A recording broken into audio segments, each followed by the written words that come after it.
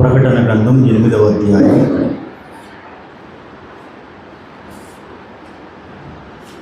3వ వచనం నుండి 5వ వచనం వరకు మరియు సువర్ణ ధూపార్తి చేత పట్టుకుని ఉన్న వేరొక దూత వచ్చి బలిపీఠము ఎదుట నిలువగా సింహాసనము ఎదుట ఉన్న సువర్ణ బలిపీఠము పైన పరిశుద్ధులందరి ప్రార్థనలతో కలుపుటకై అతనికి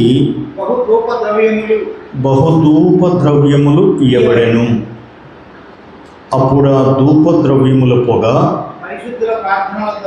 పరిశుద్ధుల ప్రార్థనలతో కలిసి దూత చేతిలో నుండి పైకి లేచి దేవుని సన్నిధిని చేరెను. ఆ దూత ధూపార్తిని తీసుకుని బలిపీఠము పైనున్న నిప్పులతో దానిని నింపి భూమి మీద పడవేయగా ఉరుములు, ధ్వనులు, మెరుపులు, భూకంపమును కలిగెను. రైట్, మంచిది ప్రియులారా. మీకు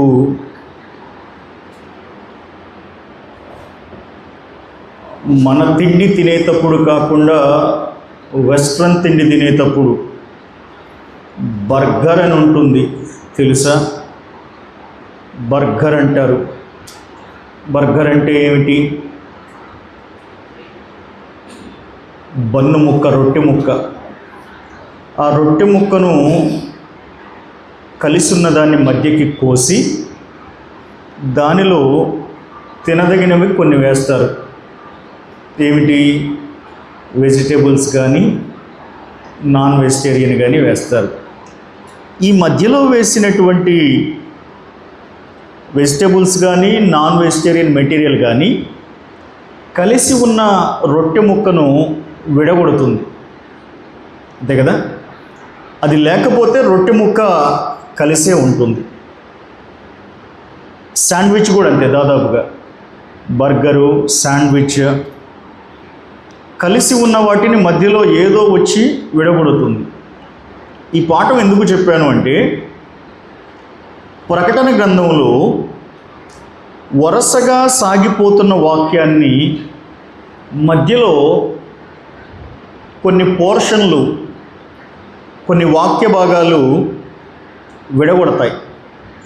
ఉదాహరణకి ప్రకటన గ్రంథం 6వ అధ్యాయంలో 12వ వచనం నుండి 17వ వచనం వరకు కూడా 6వ ముద్ర విప్పాడు. గొర్రెపిల్ల ఎన్నో ముద్ర విప్పాడు? 6వ ముద్ర విప్పాడు. 6వ ముద్ర విప్పగానే వెంటనే ఏ ముద్ర విప్పబడాలి? 7వ ముద్ర విప్పబడాలి కదా. అయితే 7వ అధ్యాయం 1వ వచనం నుండి 17వ వచనం వరకు కూడా ఉన్న భాగం 6వ ముద్రకి 7వ ముద్రకి మధ్యలో ఉన్న వాక్య భాగం. అంటే కంటిన్యూషన్ని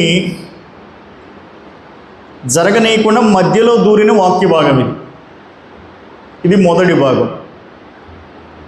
రెండవదిగా 8వ అధ్యాయం చదివితే 8వ అధ్యాయంలో 2వ వచనం ప్రకారం, అంతటా నేను దేవుని ఎదుట నిలుచు 7 దూతలను చూచి తిని వారికి 7 బూరలు ఇయ్యబడెను అన్నాడు. దానికి కంటిన్యూషన్ ఏమిటంటే 6వ వచనం ప్రకారం, అంతటా 7 బూరలు పట్టుకొని ఉన్న 7 దూతలు ఊదుటకు సిద్ధపడి. ఇది కంటిన్యూషన్. అయితే 2వ వచనానికి 6వ వచనానికి మధ్యలో దూరిన వాక్యం 3వ వచనం నుండి 5వ వచనం వరకు కూడా. అండ్ 10వ అధ్యాయానికి వస్తే 10వ అధ్యాయం లేకపోతే 9, 13 చదవండి ఒకసారి. 9వ అధ్యాయం 13వ వచనం. ఇక్కడ ఎన్నవ బూర ఊదబడింది? 6వ బూర ఊదబడింది. 6వ బూర ఊదబడిన వెంటనే ఎన్నో బూర ఊదబడాలి? 7వ బూర ఊదబడాలి. కానీ 10వ వచనం, 10వ అధ్యాయం 1వ వచనం నుండి 10వ అధ్యాయం 1వ వచనం నుండి 11వ అధ్యాయం 14వ వచనం వరకు ఉన్న వాక్య భాగం మధ్యలోకి వచ్చి దూరింది. 7వ బూర ఎప్పుడు ఊదబడింది?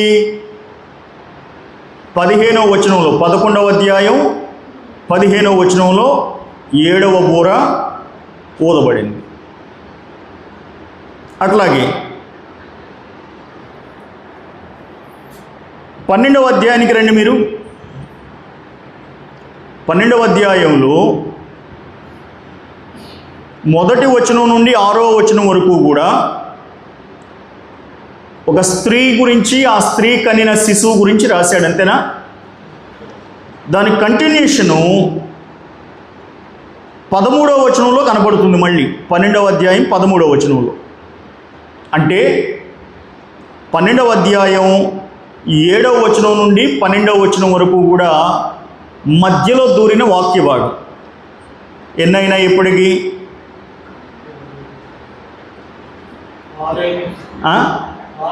6 ఎట్లా అవుతాయి? 6వ ముద్రకి 7వ ముద్రకి మధ్యలో దూరిన వాక్య భాగం 1. 8వ అధ్యాయంలో 7 బూరలు ఇస్తే ఆ 7 బూరలు ఊదడానికి మధ్యలో దూరిన వాక్య భాగం 1. 2 అయినాయా? 6వ బూర ఊదడానికి 7వ బూర ఊదడానికి మధ్యలో దూరిన వాక్య భాగం 1. ఎన్నైనాయి? 3. తర్వాత 12వ అధ్యాయంలో తల్లి బిడ్డలకు సంబంధించిన వాక్య భాగం, దాని కంటిన్యూషన్కి మధ్యలో 12వ అధ్యాయం 7వ వచనం నుండి 12వ వచనం వరకు. ఎన్నైనాయి ఇక్కడికి? 4 అయినాయా? తర్వాత 15వ అధ్యాయానికి రండి. 15వ అధ్యాయంలో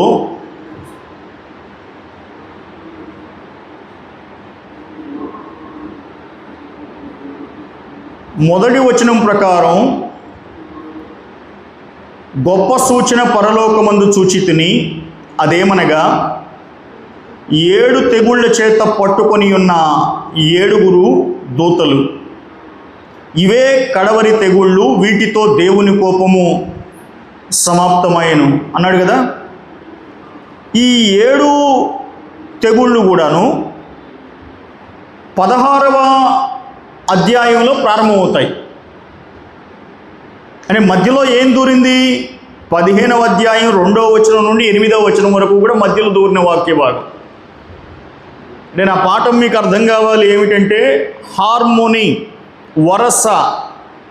వరసగా పోతున్నప్పుడు మధ్యలో దూరతారు కొంతమంది. మన ఇద్దరం మాట్లాడుకుంటున్నాం, మధ్యలో ఎవరో ఒకళ్ళు వచ్చి మన మాటల మధ్యలో దూరినప్పుడు ఏమైంది? మన ఇద్దరి మధ్య కన్వర్జేషను ఆగిపోవటమో, టాపిక్ డైవర్ట్ కావటమో, డీవియేట్ కావటమో జరుగుద్ది కదా. ఇప్పుడు నేను చూపించిన 5 పాయింట్లు కూడాను ప్రకటన గ్రంథంలో వరుస క్రమంలో వెళుతూ ఉన్నటువంటి వాక్య భాగాన్ని మధ్యలో వచ్చి దూరిన వాక్య భాగాలు అవి. వాటిని ఇంటర్లూడ్ అంటారు. పాట పాడేటప్పుడు ఇంటర్లూడ్ అంటే ఏమిటి? వాయిద్యం వాయించేవాడు పల్లవికి చరణానికి మధ్యలో వాయిద్యం వాయిస్తాడే. వరుసగా 10 వచనాలు ఉంటే 10 వచనాలు మనం పాడం. మధ్యలో చరణానికి మధ్యలో వాయించేది ఇంటర్లూడ్. పల్లవికి ముందు వాయించేది ఏమిటి? అసలు పల్లవి ఎత్తుకోవడానికి ముందే వాయిద్యం వాయిస్తాడు. దాన్ని ఏమంటారు? ప్రీలూడ్ అంటారు దాన్ని. ప్రీలూడ్ అంటే ఏమిటి? పాట ఎత్తుకోవడానికి ముందు వాయించే సంగీతం. ఇంటర్లూడ్ అంటారు. ఇంటర్లూడ్ అంటే ఏమిటి? చరణానికి మధ్యలో వాయించే సంగీతం. పోస్ట్లూడ్ అంటారంటే, పోస్ట్లూడ్ అంటే ఏమిటి? పాట కూడా అయిపోయిన తర్వాత వాయించే సంగీతంలో 3 భాగాలు ఉంటాయి. పాటకి ముందు వాయించేది, పాట తర్వాత వాయించేది, చరణానికి మధ్యలో వాయించేది. ఇప్పుడు సంగీత భాషలో మాట్లాడితే ఈ 5 వాక్య భాగాలు కూడా ఇంటర్లూడ్ లాంటివి అయ్యా. కొన్ని సినిమాటిక్ భాషలో మాట్లాడితే ఇంటర్మిషన్ లాంటివి, ఇంటర్వెల్ అంటారే, ఇంటర్మిషన్ లాంటివి. తిండి భాషలో మాట్లాడితే ఇప్పుడు నేను చెప్పాగా బర్గరు, శాండ్విచ్ అని, రైట్. మధ్యలో దూరిన వాక్య భాగాలు. అసలు ఎందుకు చెప్తున్నావు అని అడిగితే 8వ అధ్యాయంలో 3వ వచనం నుండి 5వ వచనం వరకు మనం చదివిన వాక్య భాగం, ఇవాళ మనం ధ్యానం చేయబోయే వాక్య భాగం, మధ్యలో దూరిన వాక్య భాగం. అసలు కంటిన్యూషన్ ఏమిటి? 7 దేవదూతలకి 7 బూరలు ఇవ్వబడ్డాయి. 7 బూరలు ఇవ్వబడ్డాయి. 2వ వచనంలో ఉందా మాట? 7 బూరలు ఇవ్వబడ్డాయి. దాని కొనసాగింపు ఏం కావాలి? అంతటా 7 బూరలు పట్టుకొని ఉన్న ఆ 7 దూతలు ఊదుటకు సిద్ధపడి. ఇది కంటిన్యూషన్ కావాలి, ఇది కొనసాగింపు కావాలి. కానీ వెంటనే కొనసాగించాడా? కొనసాగించలేదు. మధ్యలో ఏం తీసుకొచ్చి పెట్టారు? 3వ వచనం నుండి 5వ వచనం వరకు ఉన్న వాక్య భాగం. మరలా ప్రశాంతంగా 3వ వచనం చదవండి. మరియు సువర్ణ ధూపార్తి చేతబట్టుకొని ఉన్న వేరొక దూత వచ్చి బలిపీఠము ఎదుట నిలువగా, సింహాసనము ఎదుట ఉన్న సువర్ణ బలిపీఠము పైన పరిశుద్ధులందరి ప్రార్థనలతో కలుపుటకై అతనికి బహుధూప ద్రవ్యములు ఇయ్యబడెను. నా ప్రశ్నకు జవాబు చెప్పండి. ప్రకటన గ్రంథములో బలిపీఠము అనే మాట ఎన్నిసార్లు రాయబడింది?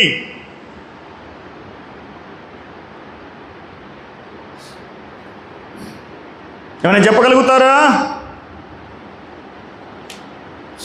మొత్తం మీద 8 సార్లు రాయబడింది. బలిపీఠము అనే మాట ప్రకటన గ్రంథంలో 8 సార్లు రాయబడింది. మీరు ఇప్పుడు ప్రశాంతంగా రిఫరెన్సులు రాసుకోవాలి.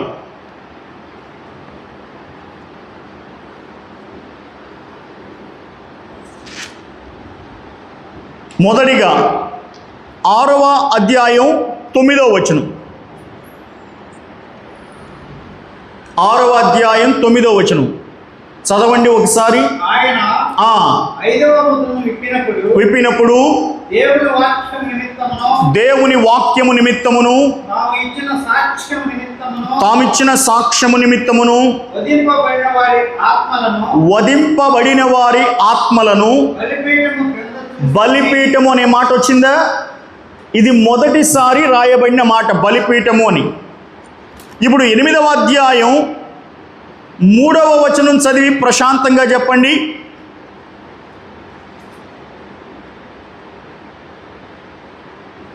ఎనిమిదవ అధ్యాయం 3వ వచనం చదివి బలిపీఠము అనే మాట ఉన్నదా లేదా చెప్పండి.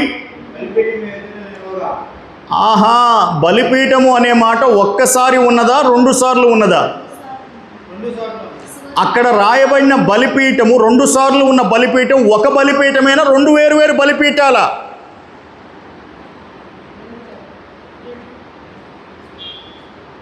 మూడో వచనం చదవండి మళ్ళీ. మరియు సువర్ణ ధూపార్తి చేతబట్టుకొని ఉన్న వేరొక దూత వచ్చి బలిపీఠము, ఇది 2వసారి రాయబడిన మాట బలిపీఠము, రైట్, నిలువగా సింహాసనము ఎదుట ఉన్న సువర్ణ బలిపీఠము. ఏమన్నా తేడా అర్థమవుతుందా? మొదటిది ఏమన్నాడు, రెండవది ఏమన్నాడు? కాబట్టి 2వది 3వది ఇక్కడే ఉన్నాయి. 3వ వచనంలో బలిపీఠం అనే మాట ఎన్నిసార్లు వచ్చింది ఇప్పటికీ? రైట్. తర్వాత 9వ అధ్యాయం 13వ వచనం. 6వ దూత బూర ఊదినప్పుడు దేవుని ఎదుట ఉన్న సువర్ణ బలిపీఠము యొక్క కొమ్ముల నుండి ఒక స్వరము వినబడినది. ఎన్నిసార్లు అయినాయి? 4 అయినాయా? రైట్.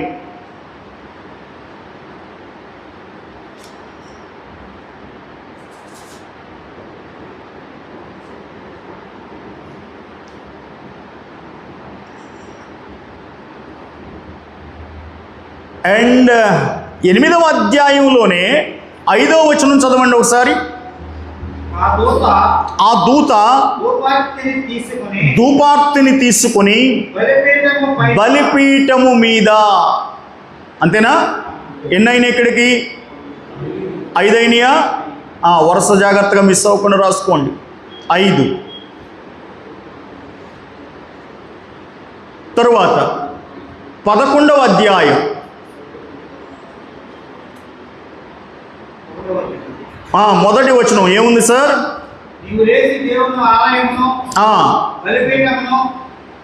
నీవు లేచి దేవుని ఆలయమును బలిపీఠమును కొలత వేసి ఆలయములో పూజించు వారిని లెక్కబెట్టుము.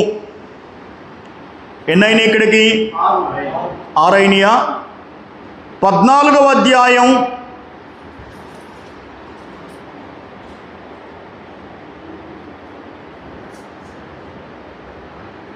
18వ వాక్యం చదవండి. మరి ఒక దూత ఎక్కడ నుండి? బలిపీఠము నుండి బయటికి వచ్చెను. ఇతడు అగ్ని మీద అధికారము నొందినవాడు. ఎన్నోసారి ఇది? 7వసారి. రైట్. తర్వాత 16వ అధ్యాయం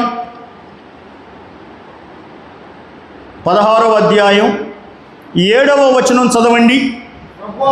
ప్రభువా, దేవా, సర్వాధికారి, నీ తీర్పులు సత్యములను న్యాయములునై ఉన్నవని బలిపీఠము చెప్పుట వింటిని.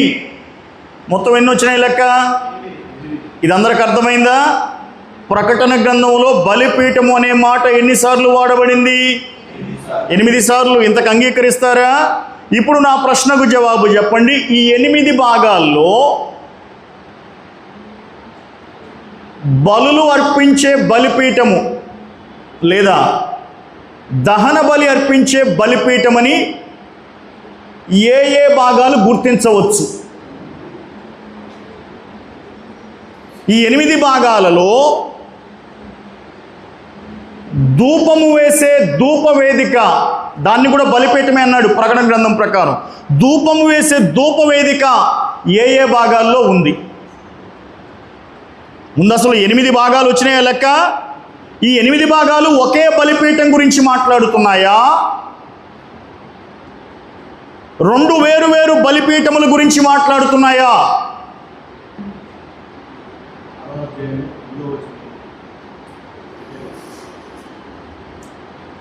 8 వాక్య భాగాలు వచ్చినాయి కదా బలిపీఠం అనే మాటను బట్టి చూడగా.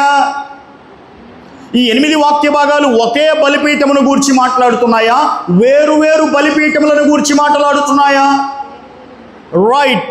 ఏమిటి ఆ 2 వేరు బలిపీఠములు అని అడిగితే, మొదటిగా బలులు అర్పించే దహన బలి అర్పించే బలిపీఠము మొదటిది బలి అర్పించే లేదా దహన బలి అర్పించే బలిపీఠము.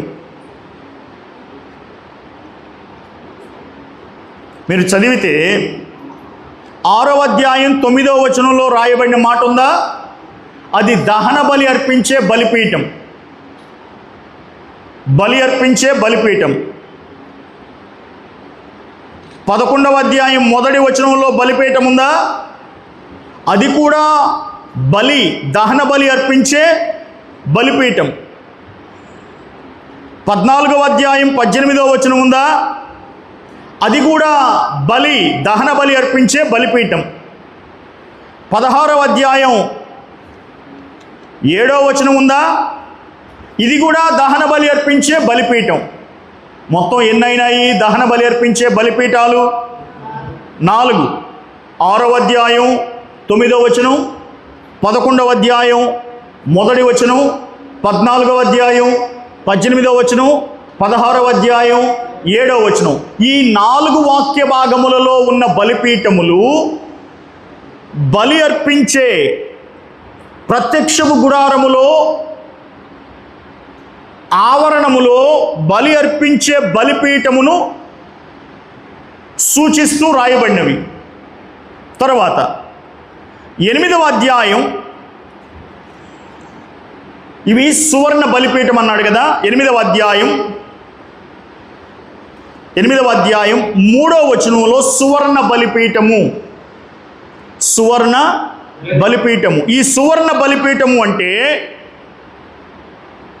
ఇది దేవునికి ధూపము వేసే బలిపీఠము, ధూపవేదిక, పరిశుద్ధ స్థలములో నుండే ధూపవేదిక.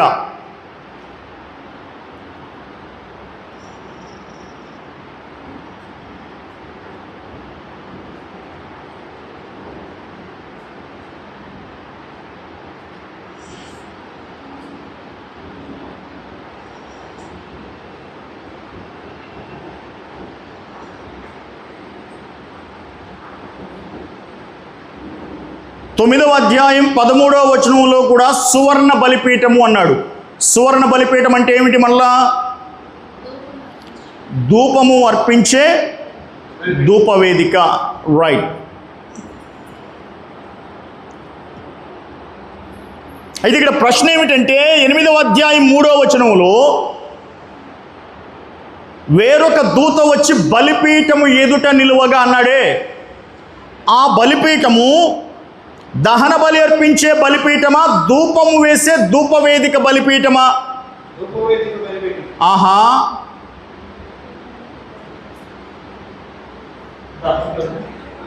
సార్, దహన బలిపీఠం, బలి అర్పించే దహన బలిపీఠం. కాసేపు మనం పాత నిబంధన గ్రంథాన్ని ధ్యానం చేద్దాం. బలులు అర్పించే బలిపీఠం అని రాసుకోండి హెడ్డింగ్. ఇది ఎంతవరకు చెప్పగలుగుతానో నాకు తెలియదు, కానీ చాలా పెద్ద పాఠం. ఈ 3వ వచనం నుండి 5వ వచనం వరకు ఎన్ని క్లాసులు జరుగుతాయో తెలియదు.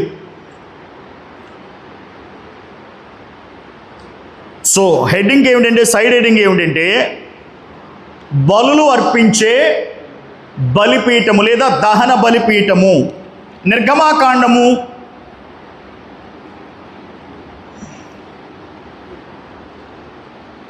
40వ అధ్యాయము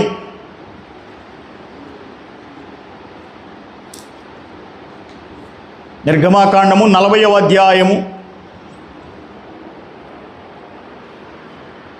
28వ వచనం చదవండి. మరియు యెహోవా మోషేకు ఆజ్ఞాపించినట్లు అతడు మందిర ద్వారమునకు తెరను వేసెను. తర్వాత అతడు ప్రత్యక్షపు గుడారపు మందిరపు ద్వారమునొద్ద దహన బలిపీఠమును ఉంచి దాని మీద దహన బలి నర్పించి నైవేద్యమును సమర్పించెను. ఇప్పుడు ఈ మాట విన్నారా? ఈ దహన బలిపీఠము ప్రత్యక్షపు గుడారములో ఎక్కడ ఉన్నదో చెప్పండి. దాని స్థానం ఎక్కడ? ప్రత్యక్షపు గుడారములో 3 భాగాలు ఏమిటి? ఆవరణము, పరిశుద్ధ స్థలము, అతి పరిశుద్ధ స్థలము. ఆవరణములో ఏముంటాయి? అసలు ముందుగా మనం ప్రత్యక్షపు గుడారంలోనికి అడుగు పెట్టగానే ఆవరణములో మనకు కనపడేది ఏమిటి? బలిపీఠమే మొదట కనిపిస్తుంది. ఆ విషయాన్నే ఇక్కడ రాశాడు. బలిపీఠం తర్వాత ఏం కనిపిస్తుంది? ఆవరణములో ఇత్తడి గంగాళం కనిపిస్తూ ఉంటుంది. బలిపీఠం మీద యాజకుడు బలి అర్పిస్తాడు. ఆ బలి అర్పించేటప్పుడు అతని చేతులు, అతని వస్త్రములు రక్తముతో కలిసిపోతాయి. రక్తపు మరకలు వచ్చి అతని మీద పడతాయి. కాబట్టి ఆ రక్తపు మరకలతో యాజకుడు పరిశుద్ధ స్థలములోనికి వెళ్ళలేడు. ఏం చేసుకోవాలి? అప్పుడు గంగాళం దగ్గరికి వెళ్ళి గంగాళములో ఉన్న నీటి చేత అతడు శుద్ధి చేసుకోవాలి. శుద్ధి చేసుకున్న తర్వాత పరిశుద్ధ స్థలములోనికి వెళ్ళగానే ముందుగా ఏం కనిపిస్తుంది? పరిశుద్ధ స్థలములోనికి వెళ్ళగానే ముందుగా దీపవృక్షము కనిపిస్తుంది. దీపవృక్షం ముందుగా కనిపించేది. దీపవృక్షం తర్వాత ఏముంటుంది? సన్నిధి రొట్టెల బల్ల లేదా సముఖపు రొట్టెల బల్ల. సముఖపు రొట్టెల బల్ల తర్వాత ఏముంటుంది? ధూపము వేసే ధూపవేదిక. ఆ ధూపవేదికని ప్రకటన గ్రంథములో సువర్ణ బలిపీఠం అని పిలిచాడు. ఇప్పుడు పరిశుద్ధ స్థలములో ఎన్నున్నాయి? 3. ఏమిటి? దీపవృక్షము, సన్నిధి రొట్టెల బల్ల, ధూపవేదిక. ఆవరణంలో ఎన్నున్నాయి? బలిపీఠము, గంగాళం. ఎన్నైనా ఇక్కడికి 2 ఆ 3 కలిపితే ఎన్ని? 5. అతి పరిశుద్ధ స్థలంలో ఏముంది? నిబంధన మందసం. నిబంధన మందసంలో ఏముంటాయి? చిగురించిన అహరోను చేతికర్ర, 10 ఆజ్ఞలు కలిగిన 2 రాతి పలకలు, మన్నా కలిగిన బంగారు పాత్ర. ఈ 3 ఉండేది ఎక్కడ? అతి పరిశుద్ధ స్థలములో నిబంధన మందసం ఉంటుంది. దానిని ఏమని పిలుస్తాము?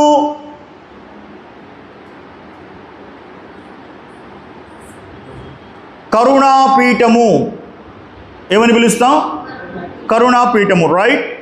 సో ఇప్పుడు పాఠం ఏమిటంటే, దహన బలి అర్పించే బలిపీఠం ఎక్కడ ఉంది? దాని స్థానం ఎక్కడ?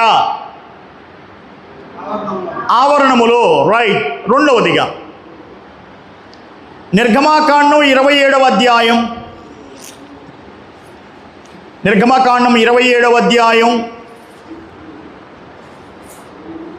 మొదటి వచనం నుండి కిందకు చదివితే, మరియు 5 మూరల పొడుగు 5 మూరల వెడల్పు గల బలిపీఠమును తుమ్మకర్రతో నీవు చేయవలెను. చాలు. ఏ కర్రతో చేయాలి బలిపీఠాన్ని? తుమ్మకర్రతో చేశాడా? తుమ్మకర్రతో చేసి 2వ వచనం చివరిలో ఏమంటున్నాడు చూడండి, దానికి ఇత్తడి రేకు పొదిగింపవలెను. ఏ రేకు? ఇత్తడి రేకు. ఏ కర్రతో చేయాలి? తుమ్మకర్రతో చేసిన తర్వాత ఏ రేకు పొడిగించాలి? సో ఇది ఏ బలిపీఠం అవుతుంది? ఇత్తడి బలిపీఠము. ఏ బలిపీఠము? ఇత్తడి బలిపీఠము. దాని స్థానం ఎక్కడ? ఆవరణములో. అది ఏ బలిపీఠము? ఇత్తడి బలిపీఠము. మూడవదిగా దాని కొలతలు, లేకపోతే ఒకసారి ఇత్తడి బలిపీఠం గురించే లెట్స్ టర్న్ టు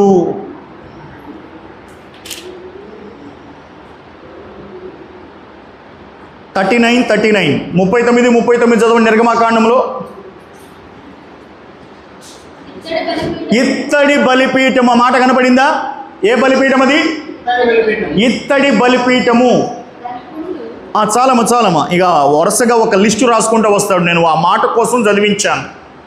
సో ఇప్పుడు పాఠం ఏమిటంటే, దహన బలి అర్పించే బలిపీఠము ఆవరణములో, ప్రత్యక్షపు గుడారములోనికి మనం అడుగు పెట్టగానే ఆవరణంలో కనిపిస్తుంది. దాని స్థానం అది. రెండవదిగా అది తుమ్మకర్రతో చేయబడింది, ఇత్తడితో పొదిగించబడింది. కాబట్టి దాన్ని ఏమని పిలుస్తాము? ఇత్తడి బలిపీఠము. రైట్. మూడవదిగా దాని కొలతలు ఏమిటి?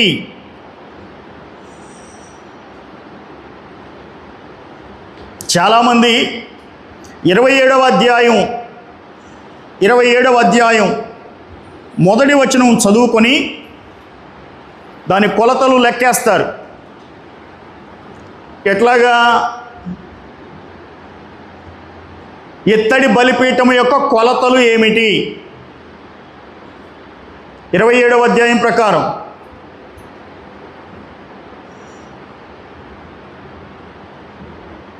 నిర్గమాకాండం 27వ అధ్యాయం ప్రకారం ఇత్తడి బలిపీఠము యొక్క కొలతలు ఏమిటి? 5 మూరల పొడుగు, 5 మూరల వెడల్పు, 1 మూర ఎత్తు. అంతేనా? 1 మూర అమ్మా, 3 మూరల ఎత్తు. రైట్. ఇప్పుడు మళ్ళీ చెప్పండి, దాని కొలతలు ఏమిటి? 5 మూరల పొడుగు, 5 మూరల వెడల్పు, 3 మూరలు ఎత్తు. రైట్ ఉందా? వాస్తవానికి మీరు ఈ బలిపీఠం యొక్క కొలతల విషయానికి వస్తే యూదుల సాంప్రదాయములను గూర్చి సవిస్తారంగా రాసిన గ్రంథం పేరు మిష్నా, MISHNA, మిష్నా. యూదులకి 39 పుస్తకాలు కలిగిన తనాక్ అనే గ్రంథం ఉంది. అంటే మన పాత నిబంధన. ఈ పాత నిబంధన గ్రంథం కాకుండా 2 ప్రాముఖ్యమైన పుస్తకాలు వాళ్ళ దగ్గర ఉంటాయి. ఒకదాని పేరు తాల్మూద్. ఒకదాని పేరు తాల్మూద్. అంటే ఈ తనాక్ అని పిలువబడుతున్న పాత నిబంధన గ్రంథము యొక్క యూదుల వ్యాఖ్యానము, the commentary on the 39 books of the Old Testament, which is called Talmud. అయితే మిష్నా అని ఇంకోటి ఉందని చెప్పానే. ఈ మిష్నా అనేది యూదుల సాంప్రదాయములను గూర్చి రాసిన పుస్తకం. సాంప్రదాయం అంటే ఏమిటి? ట్రెడిషన్. ట్రెడిషన్ అంటే ఏమిటి? How do you define tradition?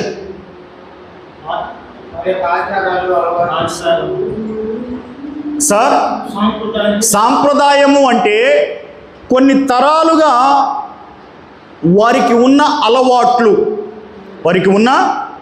అలవాట్లు కొన్ని సంవత్సరాలుగా, కొన్ని దశాబ్దాలుగా, కొన్ని శతాబ్దాలుగా వారు అనుసరిస్తూ ఉన్న పద్ధతులు, వాటిని ట్రెడిషన్, సాంప్రదాయము అని పిలుస్తారు.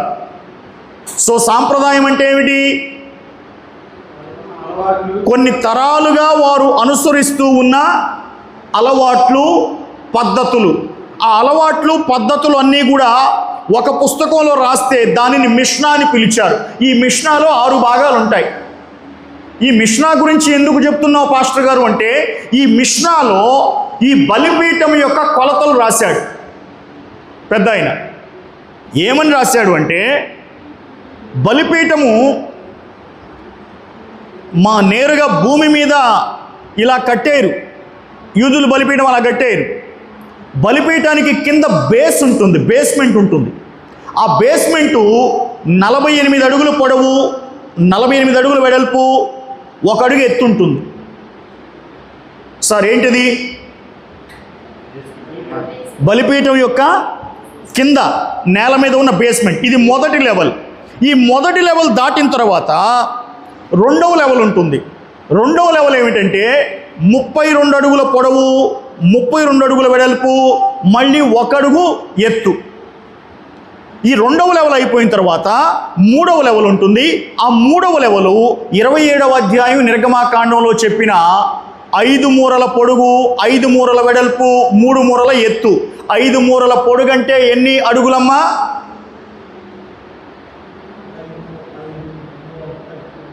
1 మూర అంటే ఎంత? 18 అంగుళాలు. అంటే అడుగున్నారేగా. అడుగున్నర అయితే 5 మూరలు ఎన్ని అడుగులు అవుతుంది?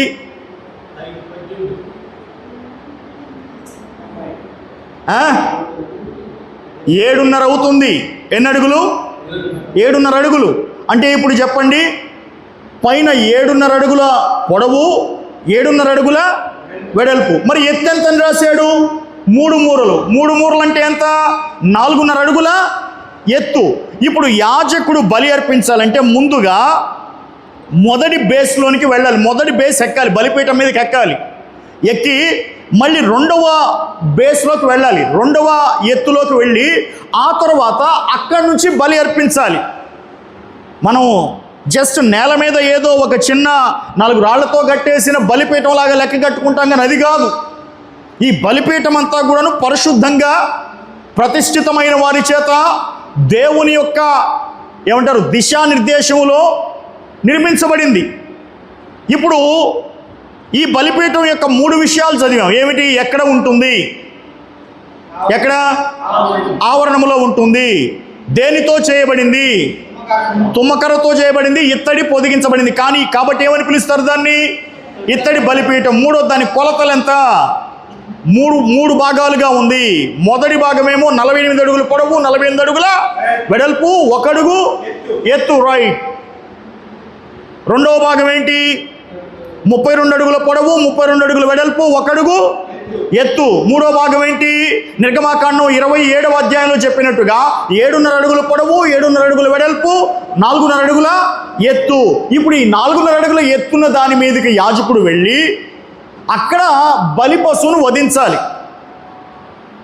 దానికి తరగతులు వేశారు, దానికి వరుస క్రమం ఉంటుంది. లూకాసు వార్తలో జకరియా యాజక ధర్మం చేయడానికి వెళ్ళాడనరే, ఏమని చెప్పాడు? తన తరగతి క్రమము చొప్పున, అంతేనమాట. అంటే తన వరుస వచ్చినప్పుడు, తన లెక్క వచ్చినప్పుడు కొంతమందికి జీవితకాలం మొత్తం మీద ఒకేసారి వస్తుంది అవకాశం. ఆ ఒక్కసారి వచ్చిన అవకాశాన్ని సద్వినియోగం చేసుకుంటారు. అలా సద్వినియోగం చేసుకుంటున్న వేళ జకరియాకు గాబ్రియేలు దేవదూత కనిపించాడు. సో ఇప్పుడు ఈ 3 పాఠాలు అర్థమైనయా మీకు? దహన బలిపీఠము యొక్క స్థానము, దహన బలిపీఠము యొక్క వాడిన మెటీరియల్, మూడవదిగా దహన బలిపీఠము యొక్క కొలతలు. ఇప్పుడు మనం ఏం చేద్దామంటే ధూపవేదిక దగ్గరికి వద్దాం. రెండో బలిపీఠం ఏమి రాశాడు ప్రకటన గ్రంథంలో? ధూపవేదిక దగ్గరికి వద్దాం. ధూపవేదికని ఏమని పిలిచాడు? సువర్ణ బలిపీఠము, రైట్. ఈ ధూపవేదిక ఎక్కడ ఉంటుంది, దాని స్థానము ఏమిటి అని అడిగితే నిర్గమకాండం 30వ అధ్యాయం, నిర్గమకాండం 30వ అధ్యాయం మొదటి వచనం చదవండి. మరియు ధూపము వేయుటకు నీవు ఒక ధూపవేదికను తుమ్మకరతో చేయవలెను, రైట్ సార్. 3వ వచనం చదవండి. దాని పై భాగములను, ప్రక్కలను, దాని కొమ్ములకును మేలిమి బంగారు రేకులు పొదిగించి దాని చుట్టూ బంగారు జవను చేయవలెను. తర్వాత ఆగండి, 6వ వచనంలో సాక్ష్యపు మందసము నొద్ద నుండి అడ్డతెర ఎదుట, అనగా శాసనముల మీద కరుణాపీఠము ఎదుట నీవు దానిని ఉంచవలెను. చాలు, నా ప్రశ్నకు జవాబు చెప్పండి. మొదటిగా ఈ ధూపవేదిక యొక్క స్థానము ఎక్కడ?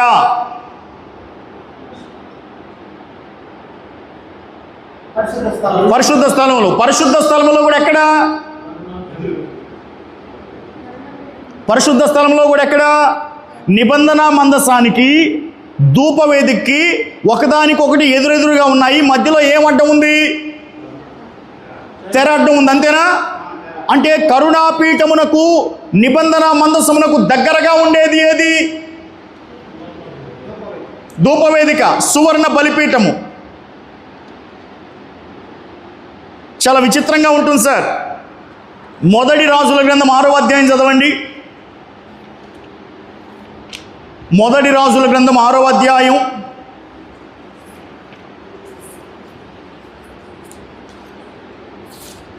తీసుకున్నారా? అందులో 22వ వచనం చదవండి. సొలొమోను కట్టించిన దేవాలయమును గూర్చి వివరణ ఇస్తూ ఏమన్నాడు అక్కడ? ఏ భాగమును విడవకుండా మందిరమంతయు బంగారముతో పొదిగించెను, గర్భాలయము నొద్దనున్న బలిపీఠమంతటిని బంగారముతో పొదిగించింది. అని అర్థం ఏమిటి? గర్భాలయం అంటే ఏమిటి? అతి పరిశుద్ధ స్థలం. ఏమిటది?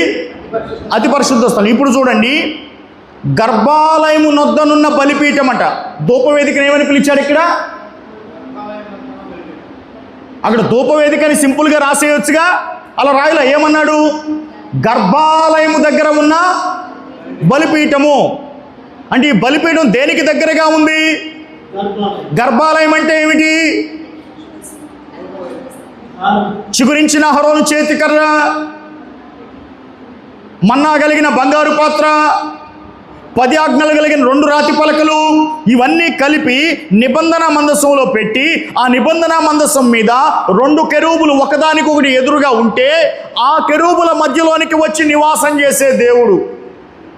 అక్కడ నేను వారిని కలుసుకొందును అన్నాడే, దాన్ని అతి పరిశుద్ధమైన స్థలము అంటాడు. ఇప్పుడు ఆ కరుణాపీఠమునకు దగ్గరగా ఉన్నది ఏమిటి? హలో, ఆ కరుణాపీఠం దగ్గరగా ఉంది ఏంటి? ధూపవేదికే. దాన్ని ఏమని పిలిచాడు? బంగారపు బలిపీఠము. ఏ బలిపీఠము? బంగారపు బలిపీఠం. మొదటి రాజుల గ్రంథం 6వ అధ్యాయం 22వ వచనం ప్రకారం దాని పేరు బంగారపు బలిపీఠము. అది అతి పరిశుద్ధ స్థలమునకు దగ్గరగా ఉన్నది. పరిశుద్ధ స్థలములో ఉన్నా కానీ అతి పరిశుద్ధ స్థలమునకు చాలా దగ్గరగా ఉన్నది. అండ్ హెబ్రీలకు రాసిన పత్రిక 9వ అధ్యాయం 1వ వచనం నుండి ప్రశాంతంగా చదవండి. మొదటి నిబంధనకైతే సేవా నియమములను ఈ లోక సంబంధమైన పరిశుద్ధ స్థలములో ఉండెను. ఓకే, బాగా వినండి. మొదట గుడారం ఉంది. ఆ గుడారములో దీపస్తంభము ఉన్నాయి, బల్ల ఉంది, బల్ల మీద రొట్టెలు ఉన్నాయి. దానికి ఏమని పేరు? పరిశుద్ధ స్థలం అని పేరు. ఓకే, కింద 3వ వచనం చదవండి. 2వ తెరకు అవతల అతి పరిశుద్ధ స్థలం ఉండెను. అందులో సువర్ణ ధూపార్తియు అంతటను బంగారు రేకులతో తాపబడిన నిబంధన మందసమును ఉండెను. చాలు. ఇప్పుడు అసలు హెబ్రీలకు రాసిన పత్రిక రచయిత ఈ ధూపవేదికను, బంగారు బలిపీఠాన్ని, సువర్ణ బలిపీఠాన్ని ఏ స్థానంలో ఉంచాడు? పరిశుద్ధ స్థలం స్థానంలో ఉంచాడా? అతి పరిశుద్ధ స్థలము స్థానంలో ఉంచాడా? అతి పరిశుద్ధ స్థలము స్థానంలో ఎందుకు ఉంచావయ్యా అని అడిగితే ఏం చెప్తాడు? ఉండేది పరిశుద్ధ స్థలమే, కానీ దేనికి దగ్గరగా ఉంది ధూపవేదిక? అతి పరిశుద్ధ స్థలమునకు చాలా దగ్గరగా ఉంది. కాబట్టి ధూపవేదిక కరుణాపీఠమునకు చాలా దగ్గరగా ఉన్నది కనుక అది చాలా పరిశుద్ధమైనది. ఓకే, వధించబడేటువంటి దహన బలిపీఠం ఎక్కడుంది? బయట ఉంది. ధూపము వేసే ధూపవేదిక ఎక్కడుంది? పరిశుద్ధ స్థలంలో కూడా ఎక్కడుంది? నిబంధన మందసం ఉండేటువంటి కరుణాపీఠమునకు చాలా దగ్గరగా ఉంది. ఆ బలిపీఠం దేంతో చేయబడింది? బయట ఉన్న బలిపీఠము ఇత్తడితో చేయబడింది. తుమ్మకర్రతో చేశారు, ఇత్తడి పొదిగించారు, ఇత్తడి రేకును పొదిగించారు. ఈ పరిశుద్ధ స్థలములో ఉన్న ఈ ధూపవేదిక దేంతో చేయబడింది? తుమ్మకర్రతో చేయబడింది, బంగారముతో పొదిగించబడింది. ఆ బలిపీఠమునకు ఏమని పేరు? ఇత్తడి బలిపీఠం. ఈ బలిపీఠమునకు ఏమని పేరు? సువర్ణ బలిపీఠం లేదా బంగారు బలిపీఠం. దాని భాగాలు ఎన్ని ఉన్నాయి? 3 భాగాలు. మొదటి భాగమేమో 48 అడుగుల ఎత్తు, 48 అడుగుల పొడుగు, 1 అడుగు ఎత్తు. 48 అడుగుల పొడవు, 48 అడుగుల వెడల్పు, 1 అడుగు ఎత్తు. రెండో భాగం ఏంటి? 32 అడుగుల పొడవు, 32 అడుగుల వెడల్పు, 1 అడుగు ఎత్తు. మూడో భాగం ఏంటి? 7.5 అడుగుల పొడవు, 7.5 అడుగుల వెడల్పు, 4.5 అడుగుల ఎత్తు. యాజకుడు బలి అర్పించాలంటే ఈ 2 మెట్లు ఎక్కి అక్కడ బలి అర్పించాలి. మరి దీని కొలతలు ఏమిటి? పరిశుద్ధ స్థలంలో ఉన్నదాని కొలతలు ఏమిటి? చదవండి. నిర్గమకాండం 30వ అధ్యాయం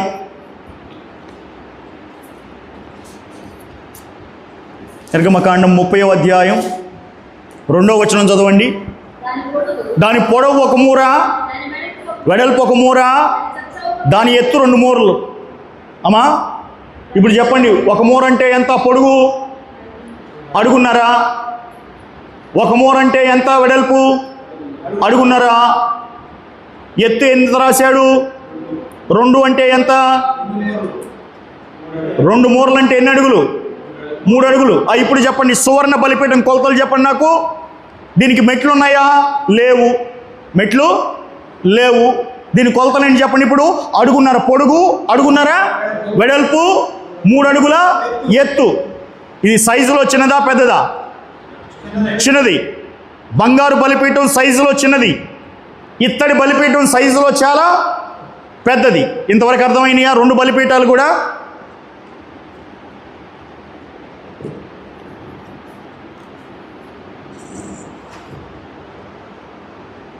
ఇప్పుడు ప్రశ్న, ప్రకటన గ్రంథం 8వ అధ్యాయానికి రండి. ప్రకటన గ్రంథం 8వ అధ్యాయం. ఎన్ని బలిపీఠాలని చెప్పాను ఇప్పటి వరకు? 2. 8వ అధ్యాయంలో 3వ వచనంలో 2 బలిపీఠాలు కనిపిస్తున్నాయి. ఒకదాని పేరు బలిపీఠము అన్నాడు, కేవలం బలిపీఠం అన్నాడు. ఈ బలిపీఠం అంటే ఏమిటి? దహన బలి అర్పించు బలిపీఠము లేదా బలి అర్పించు బలిపీఠం. రెండవ బలిపీఠం ఏమిటి? సువర్ణ బలిపీఠం అంటే ఏమని చెప్పాలి అమ్మా? ధూపవేదిక. ఈ రెండు అర్థమైనయా?